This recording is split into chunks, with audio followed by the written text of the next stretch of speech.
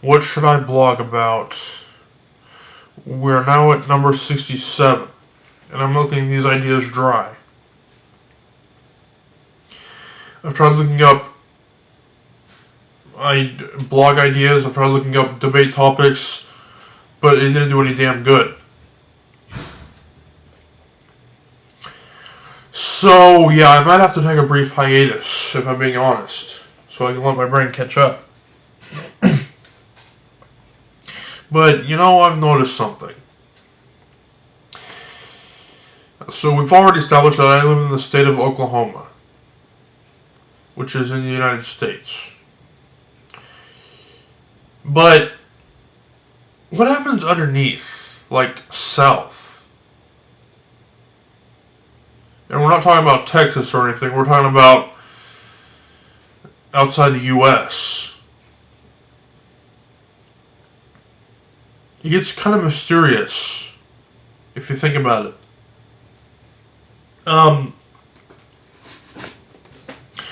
So I think I have today about 3 different phenomenons that all take place south of where I live.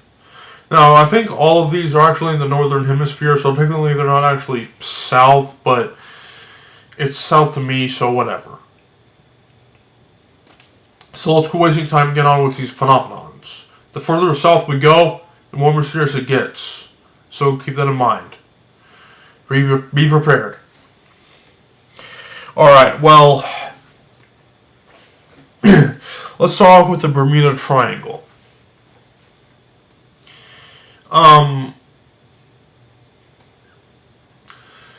Apparently, so I don't exactly know a lot about this, but if there's this really huge triangle, not literal, but figurative. The points are Bermuda, Puerto Rico, and someplace in Florida. And connect those together, you get a triangle. I don't know if it's I don't know what kind of triangle it is, but whatever, it's still a triangle, so forget it.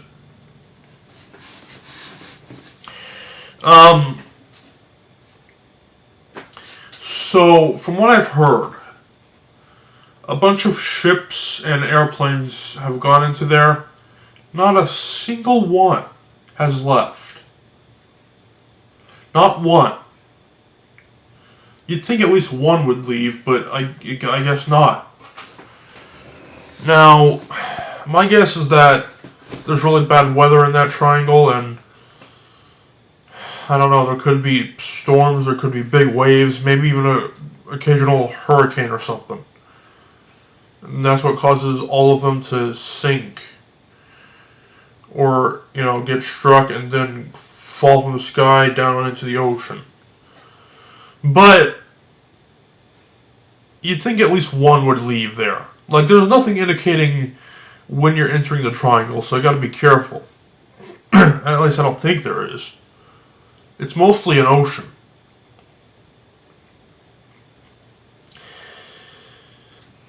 I don't know, I mean, that is pretty mysterious. Now, real quick, before we get on to the next phenomenon, I'd like to say something about Puerto Rico. Apparently it's owned by America, from what I've heard, but the sun is in my face, come on now. So yeah, it's owned by America, but I have, what, is it in America though? Okay, so Washington, D.C., believe it or not, is actually not part of the states. That bothers me. A lot. How are you in the U.S. but not part of the one of the 50 states? How does that work? I don't know, it just seems weird to me. Well, Puerto Rico, there's rumors that in the year 2025 it might become the 51st state, but I'm not for sure if that's real or not.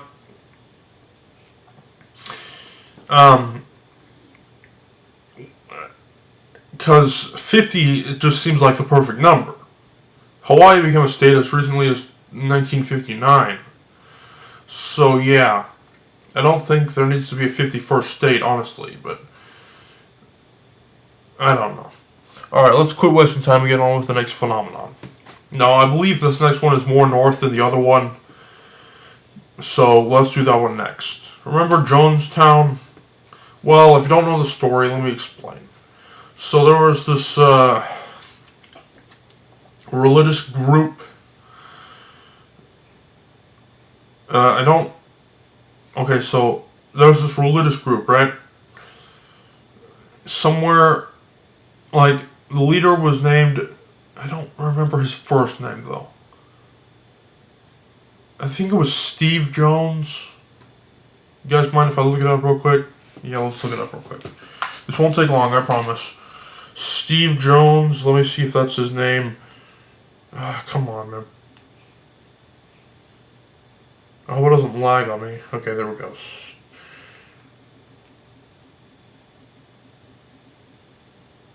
No. His name's not Steve Jones, it's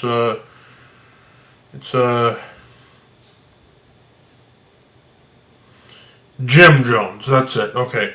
Sorry, Steve Jones is some other guy. Well, Jim Jones was some religious guy, and I don't know the whole story, but apparently he was upset or something about something, I don't remember, but so he had his followers come with him to South America somewhere, and he made a little town called Jonestown or something. This was in the 70s, so, but he commits suicide by putting poison in Kool-Aid, and he had all his followers do the same. Now, there might have been like 6 people that escaped, but overall there was like 918 and maybe 6 of them escaped, so about 912 people died there. All from drinking poison-ass Kool-Aid.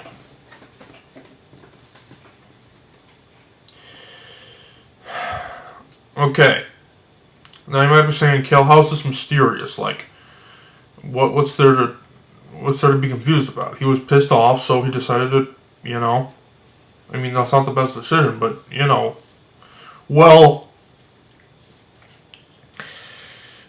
I just wonder where you got all that Kool-Aid from.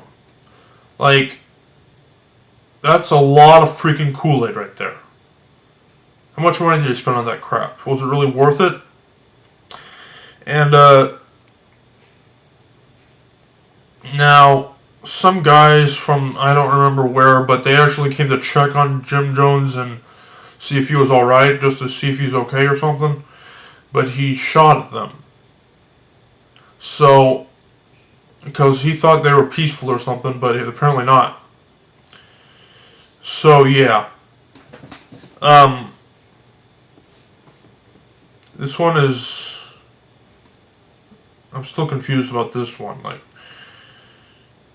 and the bottom line, if you're going to go somewhere, always bring weapons. I mean, not always, but if you're a general or something, it's probably the best idea just to bring it just in case. I mean, you don't want to assume that they're going to be evil people, but you never know. So, well, anyways, so,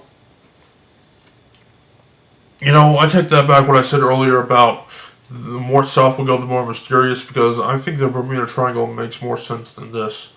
Or less sense, excuse me. Well, anyways. Alright, on with the last phenomenon. And this one makes no sense.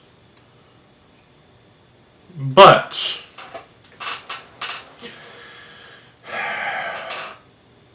there was a drug lord. And his name was, I think it was Pablo Escobar. I don't know, his last name was Escobar. I can't remember what his first name was, but I believe it was Pablo. He's from South America as well. He was a drug lord. And He was the drug-making master. Like, he made so much of the crap. And we're talking illegal drugs here, the bad drugs. The ones that make you do stupid stuff. Well, he obviously got a lot of money off the business, and well, when they finally arrested him, where'd he go? Well, to prison, duh. Yeah, but not any ordinary prison. You're not going to believe this, but Escobar ran the prison was basically a casino or something like that. It was like an entertainment center where like his guards were his employees, and people were invited to go to the quote-unquote prison and just have a good time or whatever.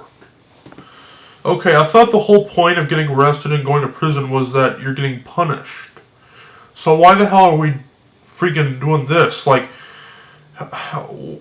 he's dead now, but why the hell do we freaking... Why are we rewarding him after doing such a horrible crime? That makes no sense. Well, guys, that was this episode, and I'll see you guys in the next one. I'm sorry that this was abrupt, but that's really all I have to say for now, so I'll see you guys later. Goodbye.